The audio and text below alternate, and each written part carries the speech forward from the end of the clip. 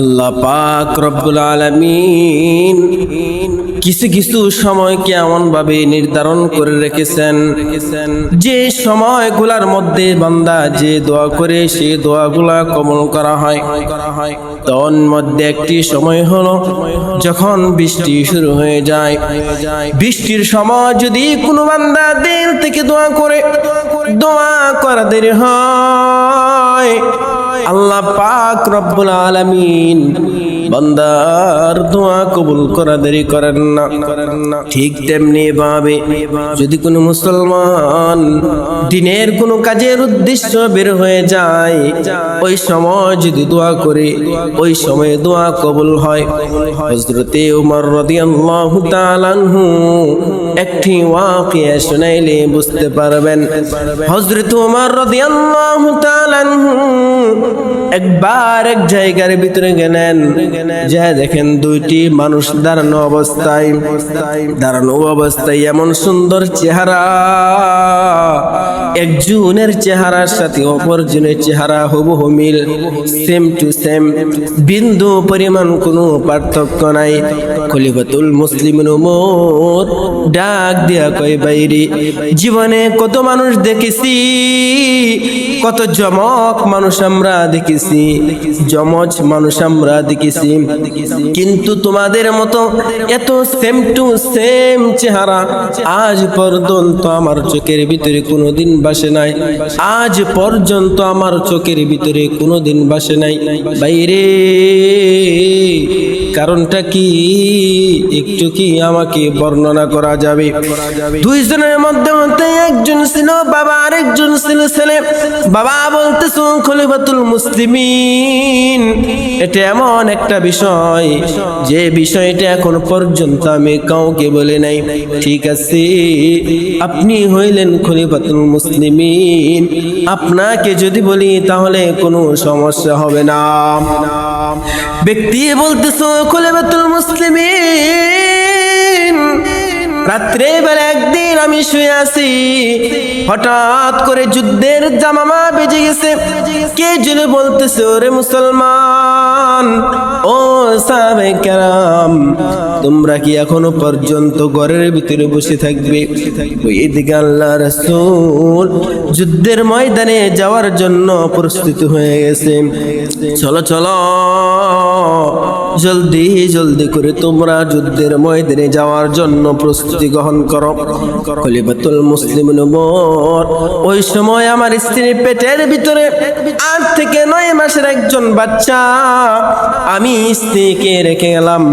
স্ত্রীকে বললাম, প্রাণের স্ত্রী, আমার সন্তানটাকে তোমার পেটের ভিতরে আমি রেখে যাচ্ছি, আর আমি আল্লাহ পাক রব্বুল আলামিনের কাছে আমার স্ত্রীর জন্য নয়, শুধুমাত্র আমার সন্তানের জন্য দোয়া করে গিয়েছিলাম।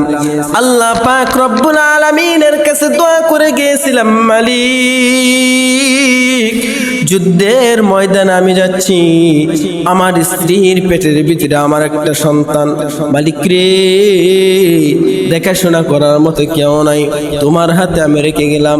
মালিক, আমার সন্তানকে তুমি সহি সালামতে রাখো। ও খলিফাতুল মুসলিমিন ওমর, আমি যুদ্ধের ময়দানে চলে গেলাম। যুদ্ধ থেকে যখন আমি চলে আসলাম, বাড়িতে আসার পরে আসার সঙ্গে সঙ্গে গ্রামের মানুষ আমাকে খবর দিল, কিরে বেটা, যুদ্ধের ময়দানে তুমি গিয়েছিলি, কিন্তু তোমার একটা সন্তান, তোমার স্ত্রীকে তুমি রেখে গিয়েছিলে, তোমার পেটের ভিতরে, স্ত্রীর পেটের ভিতরে সন্তান থাকা অবস্থায় তোমার সন্তানটা মারা গেছে। কিরে বেটা রে, যুদ্ধের মধ্যে গিয়েছো ভালো কথা, কিন্তু তোমার স্ত্রী না জানি কি কাজ, কি খারাপ কাজ করেছি, কি গুনাহ করেছে, যে গুনার কারণে তোমার স্ত্রীর কবরের মধ্যে দাও দাও করে আগুন জ্বলে। ওই সাহাবী বলতেছে, না না, এটা কোনোদিন সম্ভব নয়, নয়, আমার স্ত্রী হলো একজন ধার্মিক স্ত্রী। আমার স্ত্রীর মতো কোনো স্ত্রী হতে পারে না, নেককার একজন স্ত্রী।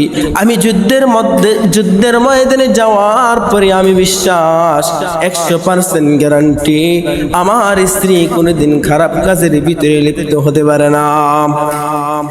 এই বিষয়টা চেক করার জন্য যখন রাত্রি বেলা গভীর হয়ে যায়, তাম পৃথিবীর মানুষ যখন ঘুমায় পড়ে, সাহাবী রাত্রি বেলা যখন তার স্ত্রীর কবরের পাশে যায় দেখে ঠিক ওই কবর থেকে কিসের জন্য দাও দাও করে আগুনের ফুরঙ্গি আসতেছে, আগুনের মতো ঝলক মারতেছে।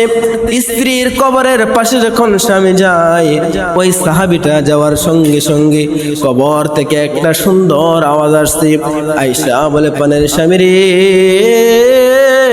তুমি কোথায় আমাদেরকে রেখে গিয়েছিলে? তুমি যাওয়ার পরে আমরা মারা গেছি, দুনিয়ার মধ্যে আমরা নাই। ও প্রাণের স্বামী, কিন্তু আমার পেটের ভিতরে একটা সন্তান তুমি রেখে গিয়েছিলে। আল্লাহ পাক রব্বুল আলামিন, আমি মারা গেছি ঠিকই, কিন্তু আমার পেটের ভিতরে যে সন্তান ছিল, এই সন্তানটা ফেরেশতাদের মাধ্যমে আমার পেটের ভিতরে তোমার দোয়ার বরকতে এখনো পর্যন্ত জীবিত আছে। ওই তার স্ত্রী, মৃত স্ত্রী সন্তানটা কবর থেকে উপরের দিকে উঠায় দিলেন। সাহাবী নিজে নিজে ধরলেন, আর স্ত্রী বলতেছে, ও আমার স্বামী গো, তুমি যদি শুধুমাত্র আমার ছেলের জন্য, তোমার সন্তানের জন্য দোয়া না করে যাইতে, আমি স্ত্রীর জন্য যদি তুমি দোয়া করতে, যত পেরেশানির ভিতরে, বালা মুসিবতের ভিতরে, অসুস্থতার ভিতরে আমি পড়ে থাকতাম, আমার বিশ্বাস 3.5 হাত মাটির নিচে যেমনি করে রব্বুল আলামিন আমার পেটের ভিতরে ফেরেশতাদের মাধ্যমে তোমার সন্তানটাকে জীবিত রেখেছেন। ও প্রাণের স্বামী, আল্লাহ পাক রব্বুল আলামিনের কাছে যদি তুমি আমি স্ত্রীর জন্য দোয়া করে যাইতে, আমার সন্তানের নেই তুমি আমাকেও এই কবরের ভিতরে জীবিত পাইতে। মুসলমান ভাইদের আমার এই কথাটা বুঝাইতে চেয়েছি।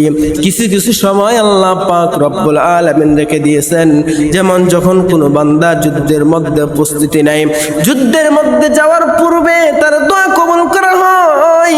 দিনে কোনো কাজের ভিতরে বের হওয়ার পূর্বে দোয়া করলে দোয়া কবুল হয়।